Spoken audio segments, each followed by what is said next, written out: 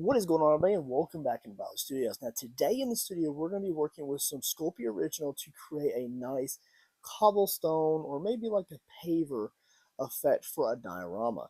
Now, whether you're working with dollhouses, diorama, tabletop gaming, or anything like that, you may have found yourself in the need for some paver stone or cobblestone effects. Now, there's a lot of different ways that you can create this, but I'm going to demonstrate one of my most favorite ways in a very super simplistic way. You can pump out a lot of different types of pavers really quickly, oven bake them, and then paint them to perfection however you want to.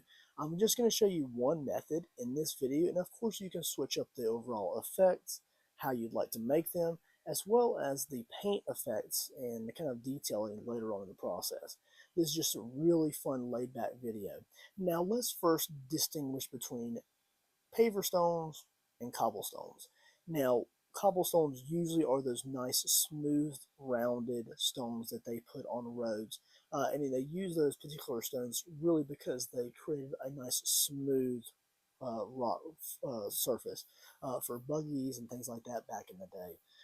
Now, of course, we're going to put ours more so in a rectangular format, and I'm going to explain more of that as we get into the content. Now, I'll always refer to them as cobblestone just because that's pretty much what they are, right?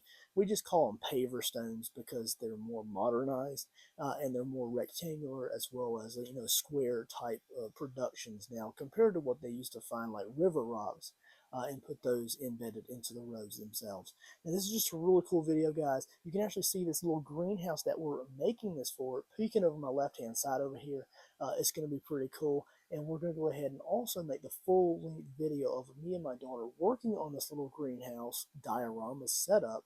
And this is just more so of an upgrade on that existing kit that we're building. So sit back, buckle up, guys. Let's get into some real-time crafting of some cool cobblestone or paver effects.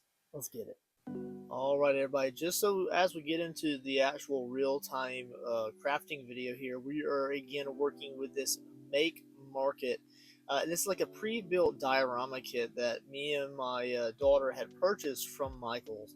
They had an entire end cap of these. They had different varieties of them. Some were like witches' houses. Anyways, we decided to get the little greenhouse, which is pretty cool. It has little glass inserts and flowers and things like that. And we'll get more into the actual full build of the diorama when I release that content. That is not this video. You can see that we went through like different types of like flocking, and we put the actual like raised flower beds together and the stools and everything that came with the diorama kit we assembled, and we created an awesome little diorama. Now, this is the first diorama that we've actually created really here inside the studio, and I like these little pre-built kits just because they're kind of fun, and we're going to go ahead and up ours in the kind of creation process a little bit. And to do that, as we spoke of earlier, we're going to be incorporating some clay cobblestone effects. So the very first thing here I'm going to do is we're going to go ahead and mark off the general kind of width that I need of the cobblestones. Whether they're bricks or cobblestones or large stones that are set into the ground, however you would like to sculpt those are up to you. We are going to kind of create ours in like a kind of a square brick pattern, but I'm going to kind of describe more of that as we get into the real-time video here. I'm going to go ahead and use some scissors here, and we're going to go ahead and cut out this parchment paper. Now, I'm going to go ahead and use parchment paper just because we're going to be working with some very thin layers of clay here. And I want to make sure that it doesn't adhere to any of the pans or the aluminum foil that I decide to put underneath the clay. Because we are going to be using a Sculpey original clay for these cobblestones. So I'm going to finish cutting this out here.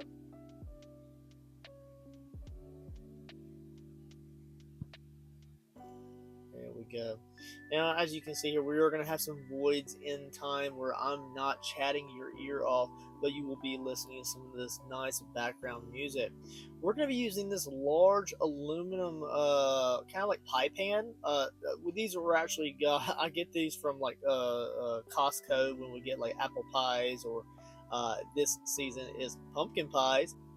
I absolutely love their pumpkin pies, and they're some of the best as far as what you can get at large box stores like that. So what we have here is we put our parchment paper on our aluminum foil pan, and we're going to be using Sculpey Original for these cobblestones. Now you can use a lot of different types of clay, but I really just want the strength that we're able to achieve with the oven baked clay. You can use like a air dry clay or a paper clay, but they tend to be a little bit more porous.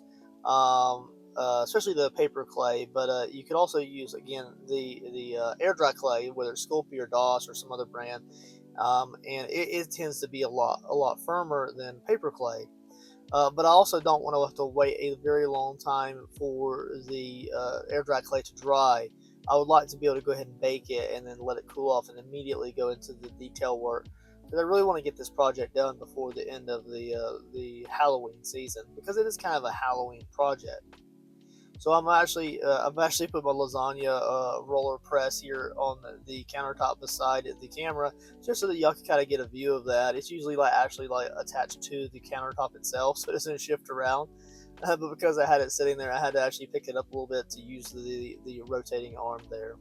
Now I've made these into three different sheets. I could have completely created this in one sheet if I wanted to, but I do want a little bit of variation in the depth of the clay, and it's going to keep the cobblestones a little bit more random as opposed to very uniform.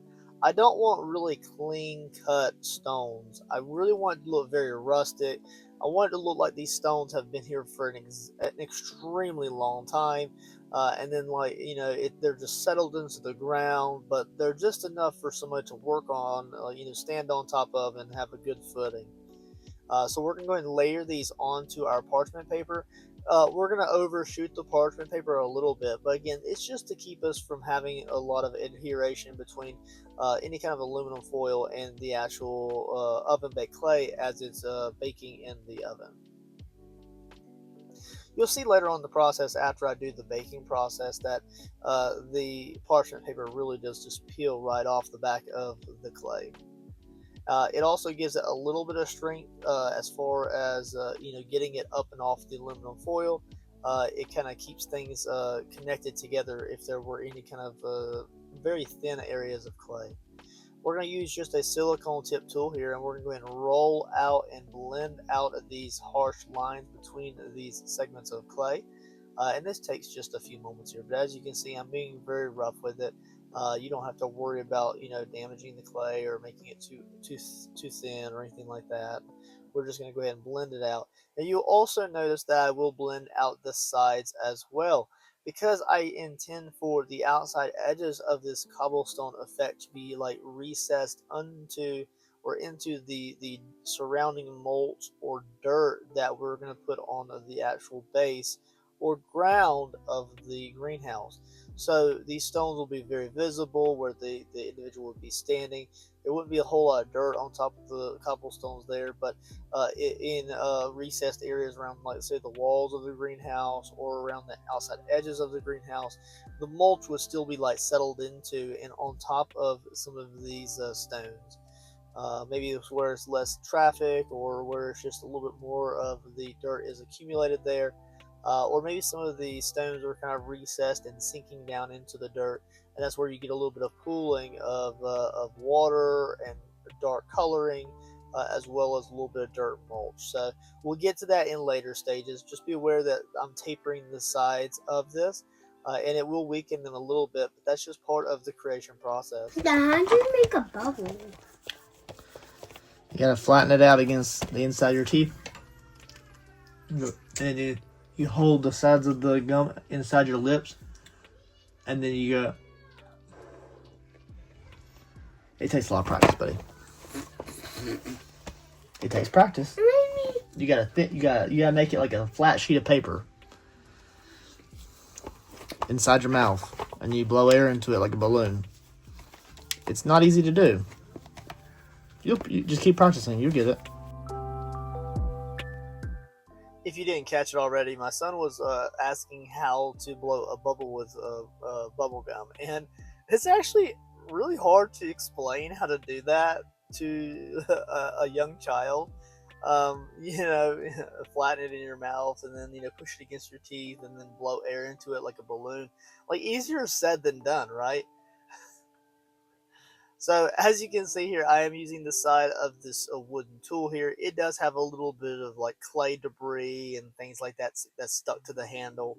A lot of times when you use these wooden handle tools, if you use them a lot with any kind of like acidic clays or anything kind of like adhesive, they do tend to get a little bit like hard, like gnarly on the outside, and you get a little bit of buildup on those, especially if you're shifting from like different types of clay and back and forth again. The different types of clay can kind of blend, and you get a lot of buildup. So it left a little bit of texture behind, not a lot, but I just want to create a little bit of a flattening of the clay there. So now what we're going to do is we're going to go ahead and begin the process of laying out our cobblestones here. So we're going to start off with just applying horizontal lines with just a bladed plastic tool here. And these are just really quick. We're not putting a lot of pressure into it. We're just getting the lines in place so that way we can get the indentions or the kind of breaks between the stones in place.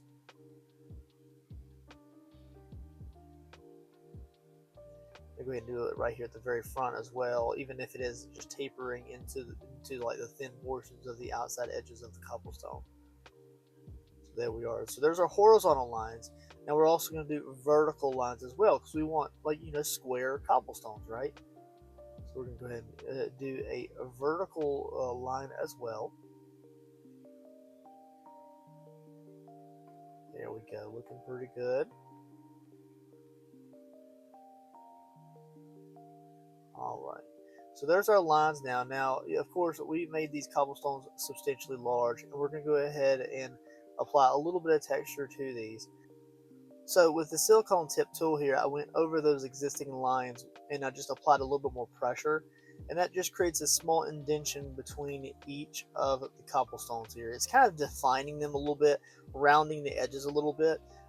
You can do this if you'd like, or you can skip this step. I just wanted to create a little bit of a definition between the cobblestone. This does take a little bit of finesse here and just a little bit of patience. And so this isn't the final look of the overall size of these cobblestones. Uh, here in a little bit we're going to kind of change things up here, but I'm just kind of like introducing you to the overall general process of sculpting the actual stones themselves. So like if you had like a large like dollhouse and you wanted to create like a large stone paver type of look, then this is the process that you would use to do that process. And of course you can scale this to the size of the project that you have. You're just creating more stones as opposed to making the stones a little bit larger when you apply your lines. So as you can see here, I'm just using my finger, my pointer finger on the end of the silicone tip, and I'm pushing that silicone down into the clay there. We're not applying so much pressure that you actually make contact with any aluminum, so there's always a little bit of clay between your tool and the actual bottom of the clay, just to kind of keep things connected quite well. But what we're doing here is we're just going over those existing lines there. You can start to see a little bit of the shapeage, and we're going to kind of push that in, rock it back and forth a little bit just to create a nice taper. It's tapering the outside edges of the cobblestones. So it's kind of making them a little bit tapered and making it look like they have more dimension and depth than they actually do. So it's just creating a lot of nice squared cobblestone-like textures. And we need to have a dividing line between the actual stones. It's very important to have definition between them, so that way when we get into later detailing stages, it looks realistic. We don't want something that looks really fake or too symmetrical. We just can't have that. So once you get them pressured into place here, you can just start to use your silicone tip tool as you need to. I'll start to rely more on the tip just to give a little bit more like point pressure, and kind of narrow down the pressure along the lines.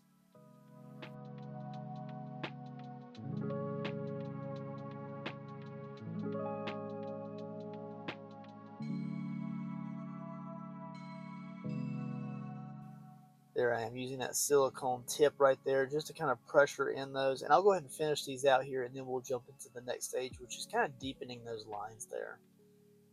Let's get to it. Now what I'm using here is a dagger tool, and it's a very, not really sharp, but it's like dull metal sharpness. And I'm going to go ahead and deepen those lines between each cobblestone.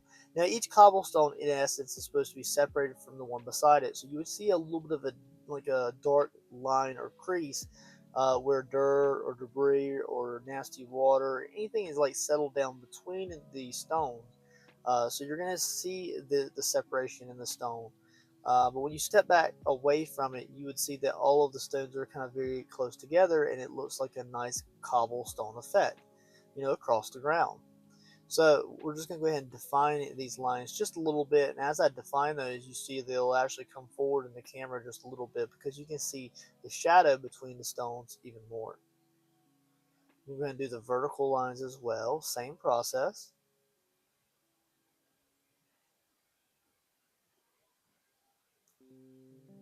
There we go. Now I'm not pressing all the way into the aluminum pan, okay? So we're not breaking the lower layers of clay enough to touch the metal or the parchment paper. You want there to be a little bit of a clay underneath these lines, and I'm going to show you why here in a little while. You could go ahead and cut through them if you wanted to, but it just makes life more difficult on you later on in the crafting process. What we're creating here is breakaway layers. So again, I'm going to bring it up again in a few moments, so just hang tight, we'll get there. So one thing that you'll notice is these are very symmetrical. We're doing horizontal lines, we're doing vertical lines. All of them are lining up nice, neat, and tidy like a checkerboard. And that's not really realistic, okay? So just remember that. It looks symmetrical right now. We're not going to have that. We'll get back to that in a few moments as well. So just remember that also. It's symmetrical. All the lines are lining up perfectly. We're not going to have that.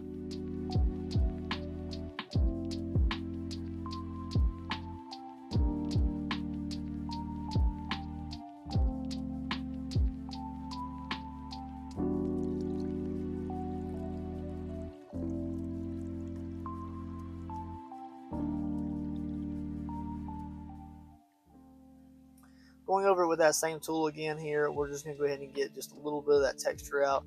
I'm kind of smoothing the top, any of those kind of cobblestones that got pushed more clay into those and they're kind of raised. We're going to go ahead and kind of roll those down just a little bit. Alright, so the next step of the process here is I'm actually going to use a little bit of aluminum foil. So what I did is I just balled it up into a little ball of aluminum foil here, and I'm just going to go ahead and roll this around on my clay, and this is going to help to give us a little bit of texture and definition of a stone-like effect across all the upper raised edges of the cobblestones. So we're just going to go ahead and go over this again here with this, and you can just do this to taste, right? You can do this as many times as you want, however deep you want. You just apply more pressure. But just when you do that, you're kind of smushing out some of those cobblestone shapes that you would like to retain. So you don't want to push so much that you wipe out all the cobblestone shapeage that you have already created. But you do want enough texture that your washes and your paint later on in the process really bring these to life. And you will see that quite quickly when we get to the painting portion of this content video. And again, there's a real time here, so it does take a bit to get to there, but as you can see here, this is an absolute blast of a process. If you're interested in some of these cobblestone effects, just be aware I'm going to be offering this here in the near future. What I'm really thinking about doing is creating like a castable like sculpture of like maybe like 3" by 3" or maybe 5" by 5" of like cobblestone textures for D&D and diorama projects. Now I did go ahead and add more lines in here. So I went ahead and used the existing X-Acto knife and deepened those lines a little bit. Again, we did not cut all the way through it, and here we have it completely baked. I just felt like the cobblestones were a little bit too big. So because of the size of the diorama that we're working with, I went ahead and added more lines horizontally and vertically, and it gave us a lot more variation in the overall cobblestone effect. You can also tell that the clay here is a little bit like brownish. I may or may not have forgot that I had put the clay in the oven. Oops. So after about 30 or 45 minutes at 275 the clay was, I think, baked maybe, and it of course overbaked and it's a little bit darker color. That's just what happened. So we go ahead and peel this up. As you can see, these little pieces here are sticking to the aluminum pan, and that's why we use, yes, the parchment paper. That's why we use the parchment paper. It helped to keep that from adhering. We're going to go ahead and peel off the parchment paper off the back. Easy as that, like butter. And then here we are. Now, what we did is we designed these to be breakaway. You remember earlier I said that they were too uniform because we just did horizontal and vertical lines. Now, this is the reason here. So when we bring in our little greenhouse here, it's a little bit wide to go in here. It doesn't really fit too great, but it does fit pretty good. But it just doesn't look realistic, does it? We need to correct this. And what we're going to do is I've designed these so that they have a thin clay backer so that we can break these apart and give variation in the staggering of these cobblestones. Not only that, because I'm going to be putting them in layer at a time with glue, I'm able to kind of gauge how far apart I would like the rows of cobblestones to be. So here we are. As you can see here, I can just gently pull and break the first line apart. Anytime they come apart in multiple sections across the same row, that's even more of a benefit. And remember to save your tapered edges if they do break off separately, because you want to make sure that those are on the outside edges of the kind of cobblestone textures here. Now, leave some variation in the spacing so that way you can have room for your mulch. If you don't or aren't going to be doing mulch or gravel or something over this, then you need to be a little bit more specific in your spacing, because you would need to have like a flocking, maybe a moss or a green grass or something between them. So you may have to actually sculpt yours in an actual full tapered set, like like sculpture, but those do take substantially longer. When you design it like this, we sculpted this super quick, super easy, super fast, but it just means that you have to break them apart and put them together as you want to on the diorama floor. So there we are. Look how cleanly that one broke away, and that's why we designed it the way we did. Super easy. So these actually came up 2 pieces on one break here. So I'm going to go ahead and take these, and as you can see, it breaks apart in multiple sections. Trust the process, guys. Trust me. Hang on there. It's going to look absolutely phenomenal. You may have saw it in the thumbnail, maybe for this video here on YouTube. So you already know it's going to be amazing. So hang tight. It's going to be really cool. So we're going to go ahead and layer these in one layer at a time here. I'm going to go ahead and lay out the first few here in front of the door of the greenhouse, just to kind of know how I'd like for the outside edges to be laid out, as well as how it is coming up to the edge of the wood here. So I'll get that squared away, get it look like I want it to look, and then we'll kind of like speed up and go through the back portion there. As you start to work it back into the actual greenhouse, it's a lot easier, because all you're going to be doing is just staggering the lines that you had sculpted into the cobblestones. So you just don't want those lines to line up. So you're basically just staggering each row one at a time to give that randomized cobblestone effect. So yeah, as you can see here, I am leaving a bit of room between these segments of the cobblestone, and that's intentional. So just hang tight. We're gonna get into the process. It's gonna look really good. Now, if you're wondering where we are in the stage, again, we are going to go ahead and attach these to the wood flooring with some glue. Now, we're just going to be using Mod Podge glue. It's a water-based water-based clay. It is a water-based glue. So water-based glue there, a little bit of Mod Podge is all it takes, and then just give it a little bit of time to dry up. Later on in the other stages of the crafting process, we will be sealing these with their layers. You can also apply water puddles if you would like to, or little muddy puddles in the flooring if you'd like to use some resins or some epoxies.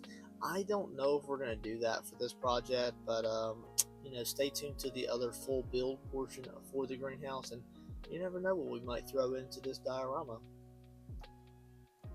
There we are. So we're just going to go ahead and start attaching this with the Mod Podge, one segment at a time.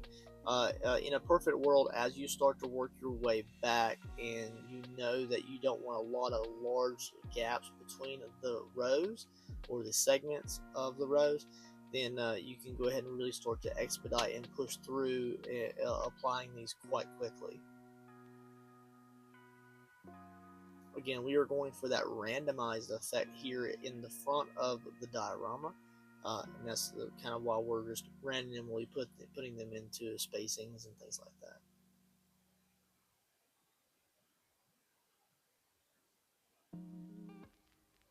Some of them break off pretty small there, and they are kind of a pain to put on, but once they're on, then they'll be golden. There we go. Sit back and enjoy, guys. Enjoy some of this background music as we kind of just enjoy the process of crafting. This is the part of the project that is just really enjoyable. It's very therapeutic. It's supposed to allow you to have fun doing the crafts that you are. So enjoy this portion of the project. Again, we sculpted these in a breakaway fashion so that it makes it easy for us to get a nice random unsymmetrical effect across the cobblestone. Enjoy, guys.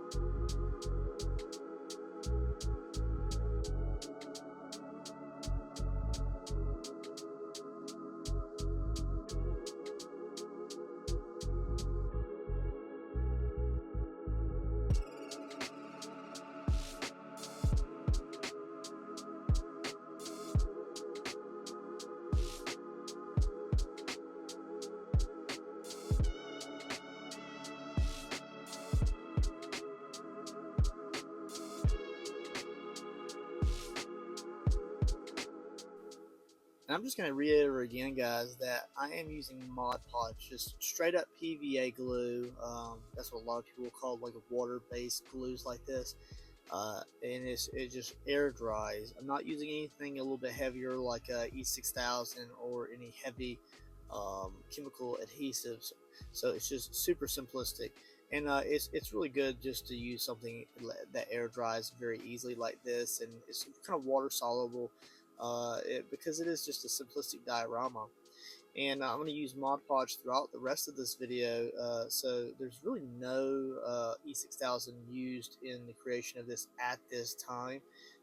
We may use some E6000 to attach some of the accessories as we kind of get, happy with those, because the kit in general did come with some accessories, but we may upgrade those over time. So although they're pretty cool and they kind of match the kit and the set, I will be making changes along the way just to make it a little bit more realistic in a lot of ways.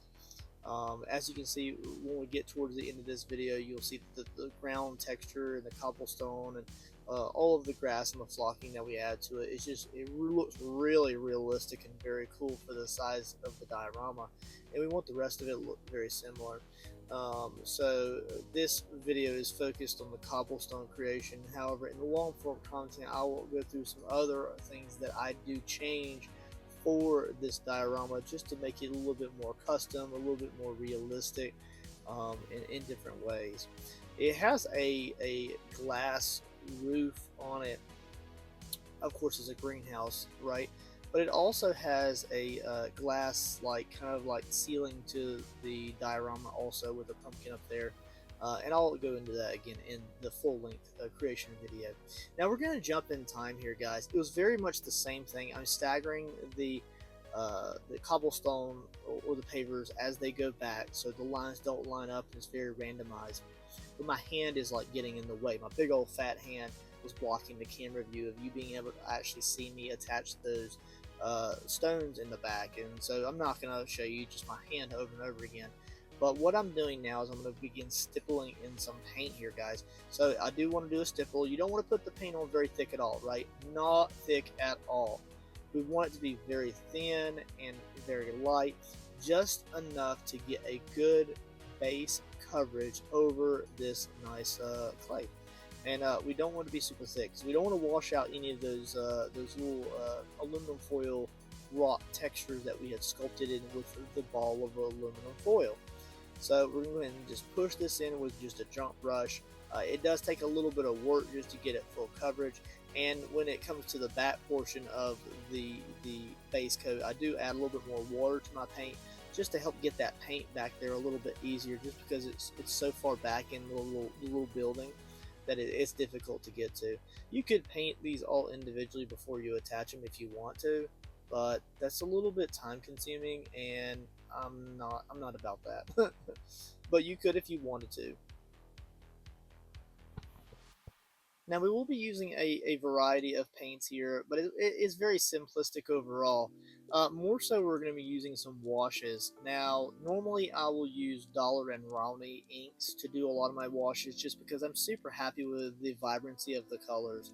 Not just vibrancy, more so like richness, because we're talking about like darker colors like burnt umber, raw sienna, maybe brick or something like that.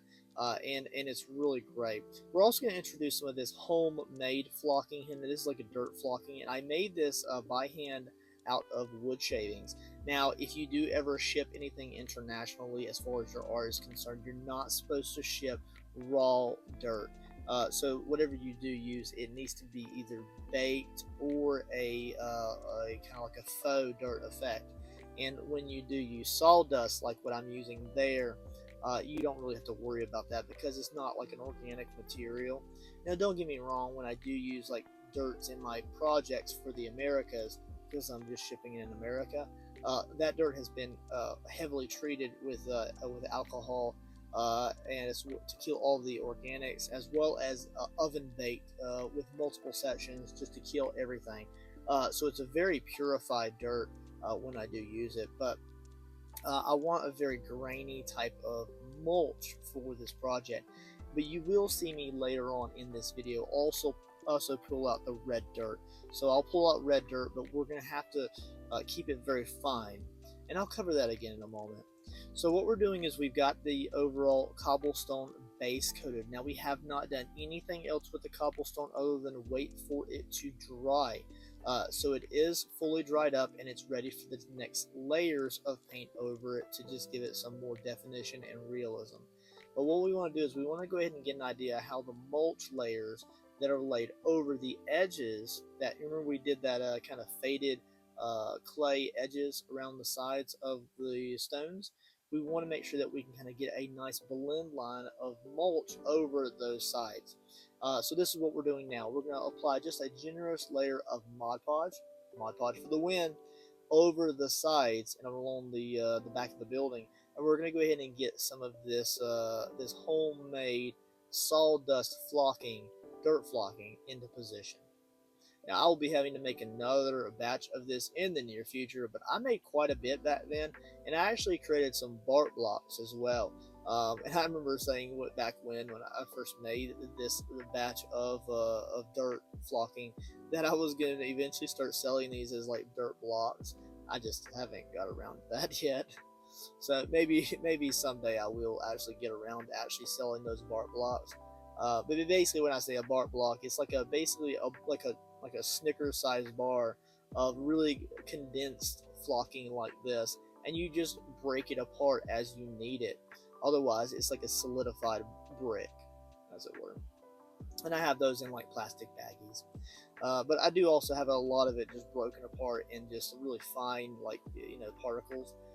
And that's what we're using here, just straight out of the plastic baggie. I'm going to cake this up onto the sides of the interior of the building as well as the exterior just a little bit.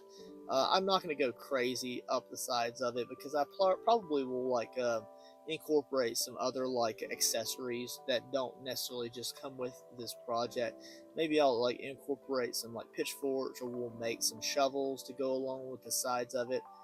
Maybe we'll add a little wheelbarrow or something like that. So we'll incorporate some more things in the future, and if we do hand make those from scratch, then maybe I'll cover those, and that way you can kind of enjoy those videos as well. We don't show absolutely everything that we create in the studio, but I do enjoy just documenting what we do create, and it is just kind of fun to be able to go back in time and say, we kind of did that in this project. Let's bring that skill set back and make something different.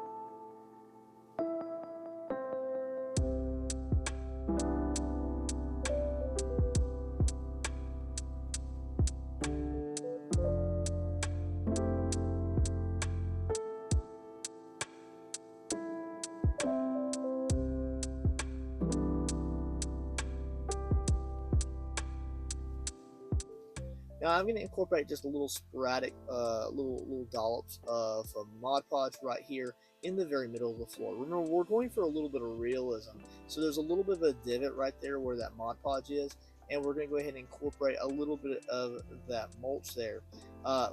In a perfect scenario, there's going to be little pieces of mulch scattered across the floor, just like there would be straw in a barn. So as the greenhouse gets more traffic or any kind of circumstance like that, wear and tear, organic matters are going to get moved around a little bit. So that's where we are here with this portion of the project here, and I want to make it look a little bit realistic. So we need to have a little bit of that mulch kind of cascading over some of the existing pavers, just to give that realistic look.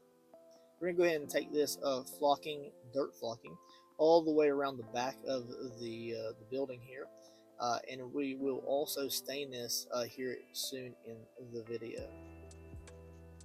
So making progress here. As you can see, this is very therapeutic, so it's very relaxing adding this a little bit at a time. Kind of messy because it's kind of getting all over the place, but it's well worth it. Well worth the time invested here and the mess.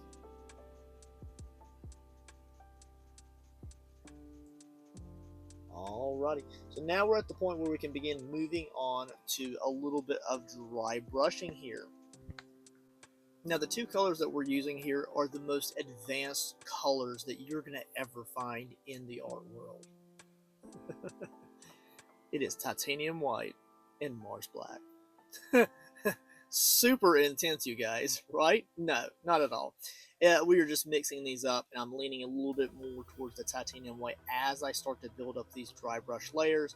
Now, these dry brush layers are really what's going to bring out just the details of the cobblestone here, or the paver effect. So as you can see, when I start to dry brush over these layers of stone here, because I'm just dry brushing over the tops of each individual paver as I go back towards the back of the building, you're going to start to see the defining line between the pavers even more so. So the goal with this is that the interior line between each cobblestone is going to be darkened.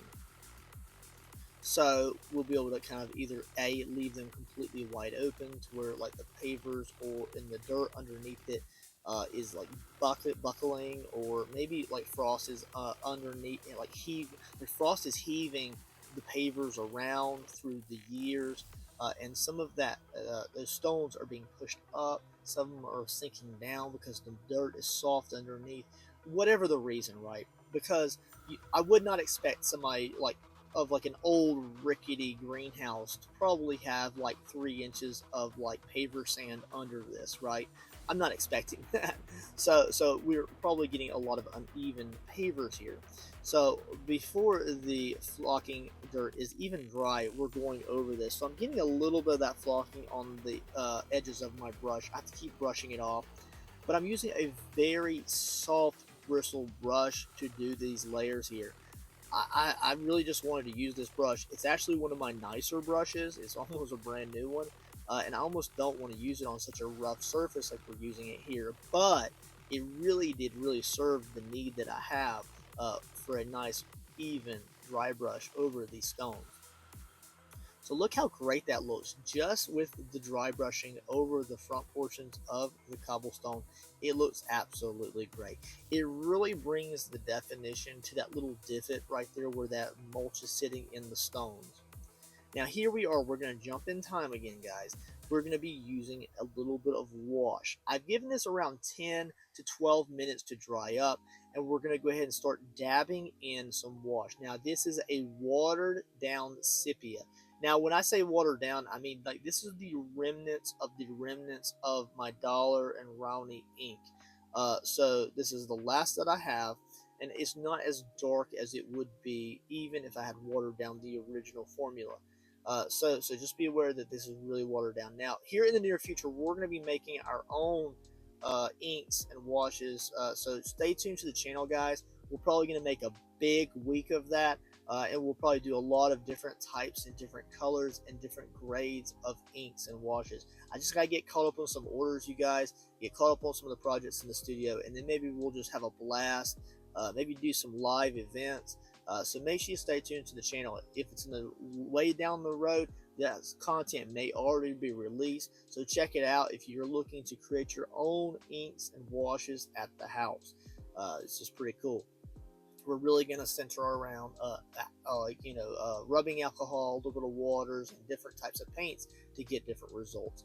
All right, so now we're going to go ahead and bring a little bit of the realism, right? We're not going to keep it all one shade of wash. No, we can't do that. So what we're going to do is we're going to use a spray bottle, and we're going to go ahead and spray our cobblestone here.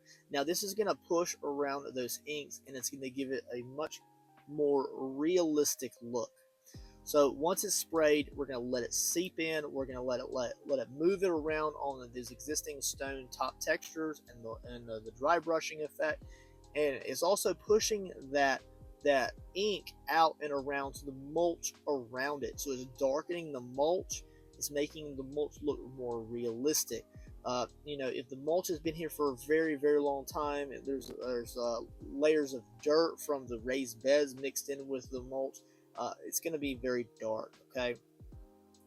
It also pushes the inks into all of those recessed dividing lines between the stones.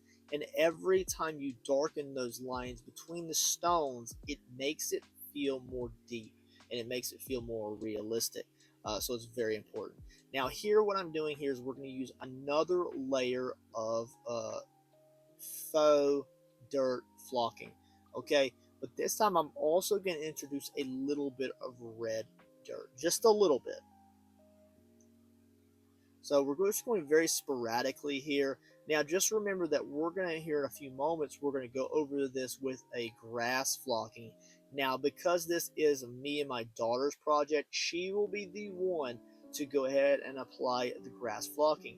Now the flocking that came with the kit is what we're going to try to use. It's a very it's kind of like a little bit of a sap green and maybe a yellow ochre type of color to it. It's very long and stringy, so it's going to give it a little bit of fluff. So a lot of these mulch layers that I'm applying now are going to get a little bit covered up, but I am going to let my daughter do a lot of that, as long as she doesn't just obliterate the cobblestone that we've created here and just wash out all of the details that we've created. I'm going to let her do her thing. So just be aware, here in a few minutes my daughter's going to take over. My little assistant is going to go into the art studio and she's going to do her own thing with this project, and then we're going to see what it turns out to look like. We're also going to maybe experiment with adding a little bit of moss to the outside edges of the cobblestone. Maybe I also might incorporate a little bit of that up onto the sides of the building itself, and maybe across the roof. We'll have to see how I feel about that, because it does have that grass up there. We'll just see how I feel. I don't want to go crazy with it to where I mess something up and it looks bad, especially with the green moss. So maybe I'll create like a sheet moss that I can apply to it, and we'll just see what it kind of looks like. Maybe you'll find that in another video on my YouTube channel, so you never know. You might have to go hunting for that.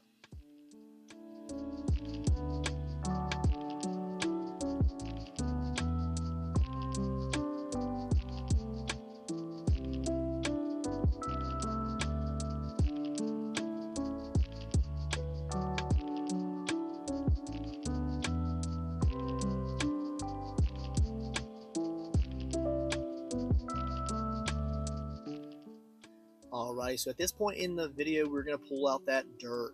Now this is treated dirt that I've used in the past. This is the last of that batch that I have, and of course we're going to incorporate a little bit more of that sawdust dirt flocking here. Now it's all supposed to look like mulch and dirt, right, because of the scale that we're using. But we're going to use this in combination. So some areas I'll kind of like apply a little bit of that red dirt just to bring out some of the red textures there. And then some other areas I'll kind of lean more towards the sawdust flocking, and then do a little bit of red dirt over it just to fill in any kind of like exposed glue voids. This is also going to give a little bit of color variation to the mulch, right? So some maybe the gardener had applied a layer of mulch years ago and is darkened, is kind of degraded. It's mulch eventually will turn into just dirt as the organic matter eats that material, and it breaks it down into the soil. That's usually why people who use a lot of mulches in their gardens tend to have better soil overall in the long run, because that mulch gets broken down. Now that's a gardening thing. We're not getting into gardening right now, but I'm just saying that that tends to happen. So let's say the gardener is like, well, I need a little bit of mulch out there just because I need something to walk on. It's getting a little too muddy out there.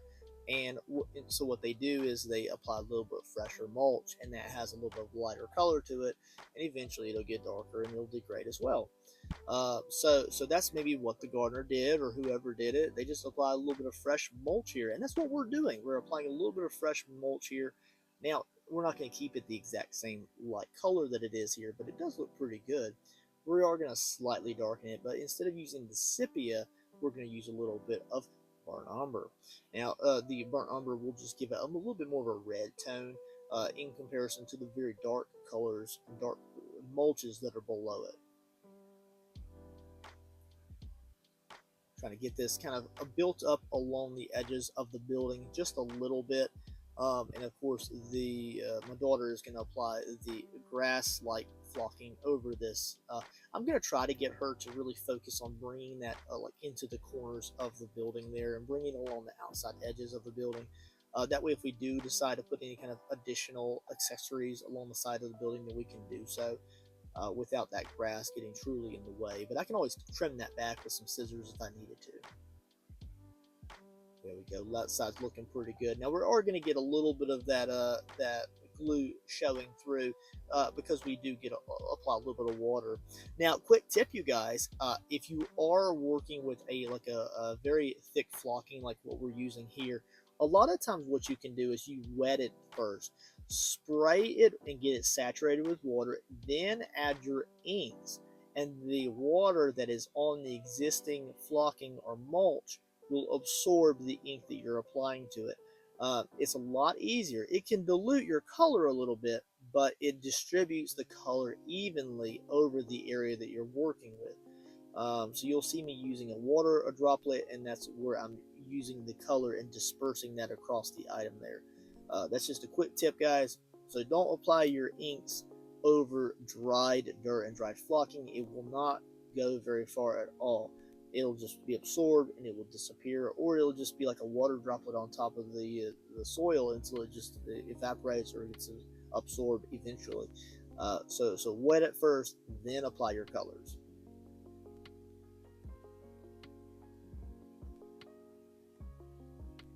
And there are some other ways to think about that as well too. So if you're like adding if you want to paint over the flocking, you need to make sure that all of the debris that's loose is picked up or knocked off. Some things like that. So if you wanted to create like a cankered like a fungus over it or something like that, you need to make sure that it's dry and nothing's going to get pulled up, so that way you can ride the bristles of the brushes across the surface of the item there. Now this is me just sprinkling a little bit of real red treated dirt into the pavers here. Now I'm going to do this across mainly the front where you see those really large gaps there. To make it look realistic, we need to put a little bit of organic material down into those creases between the stones. Not a whole lot, just enough to make it feel realistic. In a natural scenario, dirt is going to get down in between those stones. It's going to settle in there. It's going to become like concrete. And as it washes in, it's going to get more and more stuck in there. So we're going to go ahead and use a brush here, and we're going to bristle it back and forth and knock it into those little places there. Apply a little bit more across the front here, and then we'll be ready to apply a little bit of color to that.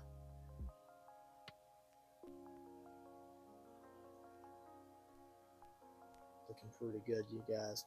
Now that's looking really nice. Gotta get that little piece of pine needle off there. Can't have that. That's not realistic for the scale that we have here. So we got to get that off there. Just brush it off. And then here I am again, just pushing that dirt around, trying to make sure I don't brush it completely off the diorama, but brush it to where it goes into those little nooks and crannies of between the pavers there. Looking pretty good.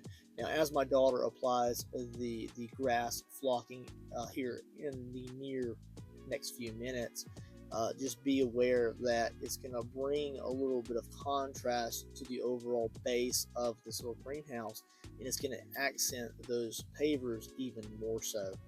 So those nice dry brushed and stained pavers are going to become more noticeable as we get that yellowish colored fall looking flocking onto the item here. And we'll see how we feel about it. If we feel like we want a little bit more greenery on there, we can do so. I have a lot of that in stock, so we'll see what it looks like there. Kind of really nitpicking here about how much dirt I want to settle into those nooks and crannies. Sometimes when I'm brushing it off, not as much as getting in between them as I'd like to see, so I have to redo a little bit of that. When I get completely done with the entire surface of the actual mulch and the stones here, I'll probably give this a nice clear watered down Mod Podge spray just to keep everything locked into position. And that's just something that everybody needs to become familiar with if they want to create like railroads or dioramas or game top gaming pieces, things like that. You need to make sure that you understand how to spray Mod Podge to lock everything in a position so it doesn't shift around too much. That's one of the most basic things. So maybe we'll do like a video on that in the near future. I'm getting tons of ideas from this content, guys.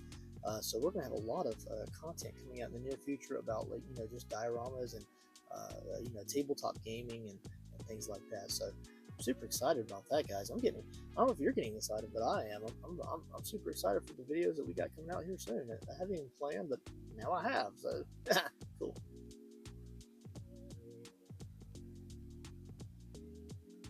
All right, a little bit of a water spray here. This is not that Mod Podge sealing layer spray, but it is just a little bit of water. Again, as I stated before, you water it and then you can apply some color. This is where we're going to come in. We're going to apply a little bit of that burnt umber there. I don't want to spray too much water on the building because I don't want that wood to, like that wood, even though it's coated in a clear coat, to absorb too much material like water and become very porous and start separating or like deteriorating. So we're not going to apply too much water to the actual building itself. A lot of that will just be actual detail painting. Now here's that water droplet I spoke of earlier. So you just apply little droplets here and there, and the water that you've already sprayed will absorb the color and distribute it for you. Very important here.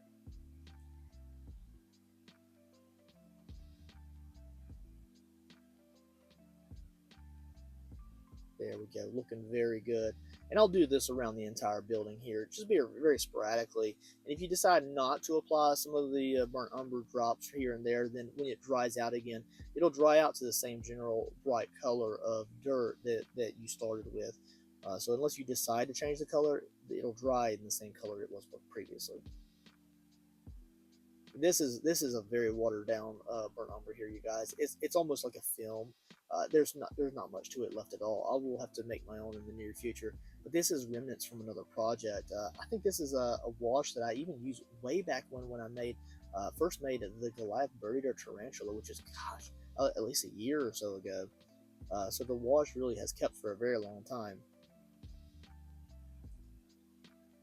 Brushing a little bit of that off there, but not a big deal. And then we are ready for the next stage of this project. Now what we're going to do is we're going to let this fully dry up here, and then I'm going to go ahead and shift out of the room. I'm going to give my daughter a little cup of Mod Podge, and I'm going to tell her not to go crazy, but just to have fun with the process. So sit back and enjoy as my daughter here takes over the project. Now, originally I said that this is going to be a real-time video here, but I do speed this up just a little bit because it takes her quite a long time to get the flocking applied here. Now, this is the flocking that we're using. Not only we're using what came with the packet itself for the actual diorama from Michaels, but I'm also adding my own flocking in as well, and we're going to be using Mod Podge gloss to apply this. Now, you can use any kind of water-based PVA glue that you would like as long as it dries clear. I like to use water-based glues, especially with the kids, so that way there's not any really stinky smells or anything like that in the studio while they're working, and I really don't have to kind of speed them along. Now we're only going to show just kind of look at maybe a fourth of the overall time that it takes for her to apply the flocking. Now, as a kid likes to do, they really just want to just throw as thick of bushes and flocking on there as possible, but that's not the type of flocking this is. Although it has a very fern-like look to it at this scale, we don't want it to be out of proportion. Let's just say that. And I plan to eventually come through later and just add some extra like accessories to the outside of the greenhouse. It will just give me and my daughter an excuse to go to Michael's and buy some things or sculpt little micro things here in the studio, and I can add to it. Maybe like some pitchforks, some shovels, maybe some hay bales. And I've also saw like a wheelbarrow at one point in the Michaels, so things like that we can add, just little small decorative things that to incorporate into it. We're going to go very light with the flocking at first, and I'm trying to tell my daughter not to cover up this beautiful cobblestone effect that we have here, and this is the reason why. This entire video was specifically about the cobblestone that we sculpted from Sculpey Original. And although this is its own individual video, remember that all of this pops up in the full-length diorama build video as well. This is just kind of a long excerpt of that project. Okay, so I'm showing her now here that you just take a little bit, you just dab it into place, and then you're just going to take some flocking between your fingers, and you're just going to kind of push it into position or flake it between your fingers, rub it between your fingers, and like little small pieces of debris will kind of break away and then fall down into the glue. And then whatever sticks to the glue is meant to be, whatever falls off is just never meant to be, and it goes back in the container. We start off with very fine flocking, and then as we build up, you can start to incorporate thicker grades of that thick flocking if you choose to do so. But you want to start off very thin, that way it makes it look like it's a grassy like texture over this nice mulch that we already applied with the wood shavings that I had created dirt flocking out of. So this is a little bit just an enjoyable process. So sit back and enjoy, guys, as she goes ahead and applies a little bit of this grass flocking in real time.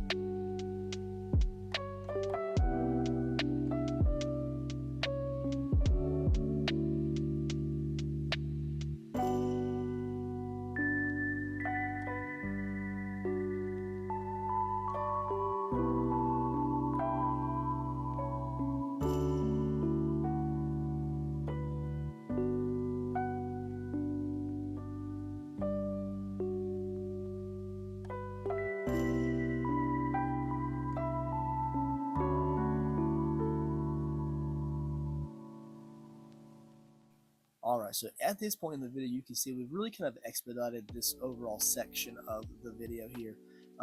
It took us around a total of 16 to 20 minutes to do this portion of the project. And it's simply also because I'm just trying to educate her on like the layers, and the thickness of the flocking really matters as you go through the process. So naturally, I'm telling her that you would wait for this to completely dry out, shake it off, brush it off, whatever comes off was just never meant to be.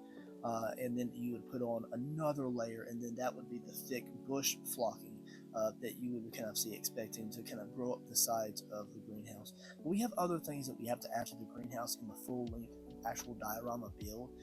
So we have some like little trees, vines that go up the outside, and some little trees that kind of connect to the roof. And although those aren't really kind of like proportional and realistic looking, for the kit that we have here, they're going to work just fine. So I'm also helping her here, just kind of applying glue here and there, and then letting her tear apart the flocking however she wants, and applies that to the glue that I have put down here. The back of the diorama, because it has that narrow lip there, won't have a whole lot of detail anyways. So putting a little bit more flocking there, so that way you don't see that dirt peeking through, is completely okay. Around the front area, you kind of want to leave little sparse areas where the dirt flocking is, and the mulch is kind of peeking through, and you don't really just go all over the entire thing with the grass. It would just defeat the purpose of actually putting the mulch down. Alright, so here we are so far. We have a lot of overhang here, as you can see, where we've got like little pieces of that fern grass flocking, just really just cascading out and away from the base.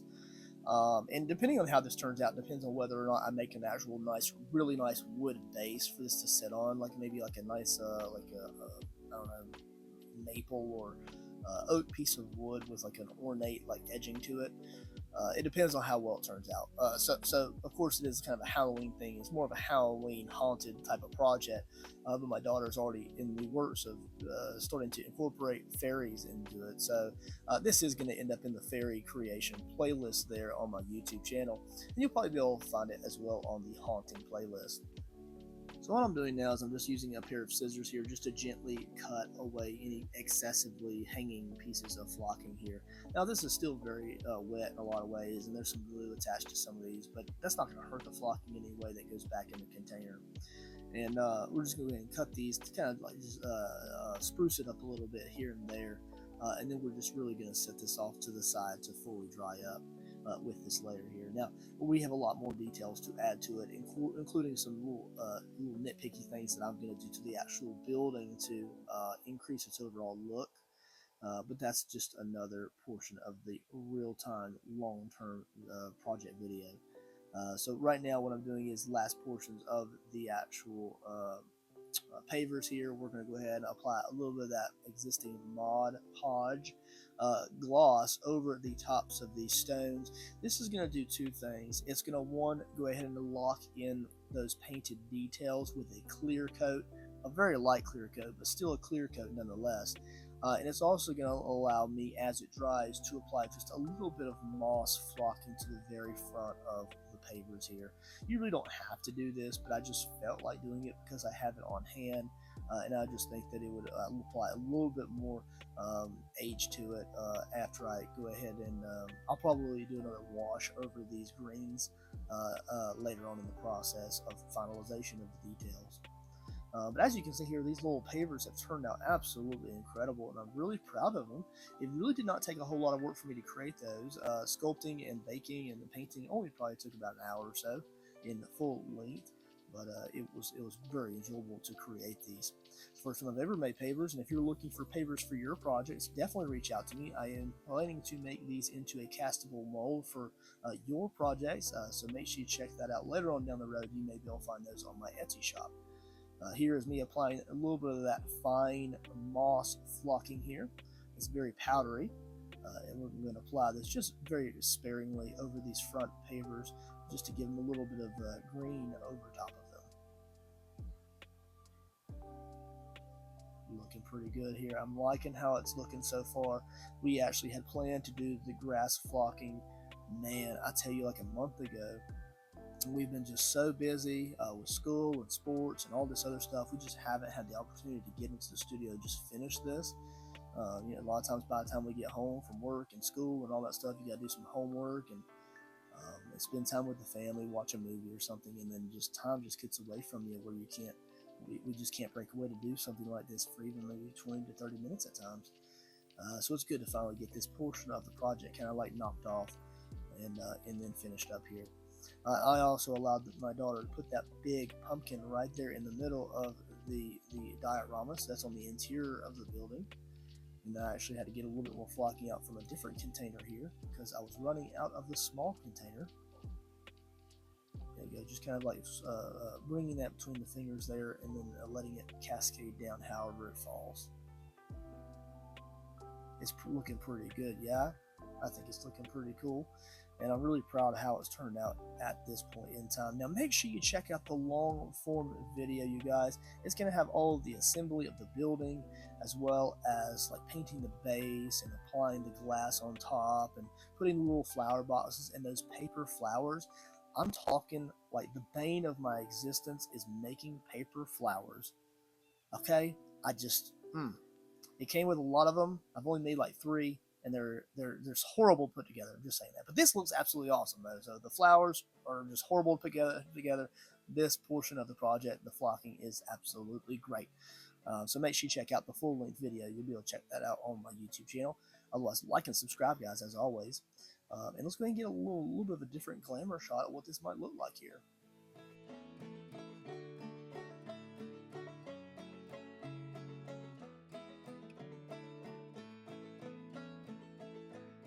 Alright, you guys, now how absolutely awesome did these little paver stones turn out to be? Now, of course, me and my daughter took the time to go ahead and apply some of that nice flocking around the outside edges. And again, we say that we may come back and add more accessories to the overall setup of this as time goes on.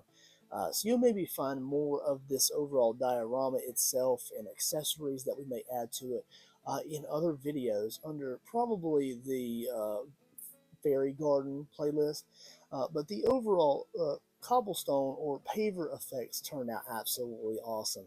The effect looks great, and you'll be able to see a little bit more of this in this full-length content video of me and my daughter putting the entire diorama together, not just the paver stones.